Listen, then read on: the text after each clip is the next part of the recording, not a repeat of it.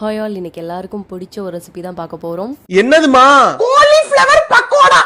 இது பண்ணுறதுக்கு பாத்திரத்தில் தண்ணி வச்சு நல்ல பபிள்ஸ் வர அளவுக்கு கொதிக்க வச்சுட்டு நம்ம கட் பண்ணி வச்சிருக்க காலிஃப்ளவர் அதில் போட்டுட்டு உப்பு மஞ்சத்தூள் போட்டுட்டு அடுப்பு ஆஃப் பண்ணிவிட்டு மூடி வச்சிடணும் ஒரு 10 மினிட்ஸ்க்கு. அதுக்கப்புறம் மசாலா பண்ணுறதுக்கு 3 டேபிள் ஸ்பூன் சிக்கன் 65 போட 3 டேபிள் ஸ்பூன் கார்ன்ஃப்ளவர் மாவு, 1 டீஸ்பூன் தனி மிளகாய் தூள், அப்புறம் தேவையான அளவு உப்பு போட்டு பரட்டி வச்சு அதுக்கப்புறம் நம்ம தண்ணியில் போட்டு வச்சிருந்த காலிஃப்ளவரை எடுத்து கொஞ்சம் கூட தண்ணி இல்லாமல் ஃபில்டர் பண்ணி எடுத்துக்கணும். அதுக்கப்புறம் அந்த மசாலாவில் போட்டு பரட்டிக்கணும், கொஞ்சம் கூட தண்ணி சேர்க்காம. ஏன்னா காலிஃப்ளவரே கொஞ்சம் தண்ணி உறிஞ்சி வச்சிருக்கோம், அதை எடுத்துக்கும்.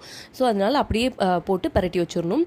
பரட்டி மூடி வச்சிடணும் ஒரு ஹாஃப் அன் ஹவருக்கு அப்புறம் ஓப்பன் பண்ணி பார்த்தீங்கன்னா நான் சொன்னேன்ல இந்த மாதிரி தண்ணி விட்டு இருக்கும். அதை நல்லா மிக்ஸ் பண்ணிக்கோங்க. அதுக்கப்புறம் இதை ஃப்ரை பண்ணுறதுக்கு ஒரு பேனில் தேவையான அளவு எண்ணெய் ஊற்றிக்கிட்டு அதுக்கப்புறம் ஒவ்வொரு காலிஃப்ளவராக எடுத்து போட்டு சிம்மில் வச்சுட்டு ஃப்ரை பண்ணுங்கள். அப்போ தான் கொஞ்சம் கருகி போகாமல் வரும். அதுக்கப்புறம் திருப்பி விட்டுட்டு இந்த மாதிரி ஃப்ரை பண்ணி எடுத்து சாப்பிட்டீங்கன்னா காலிஃப்ளவர் கூட சூப்பராக இருக்கும்.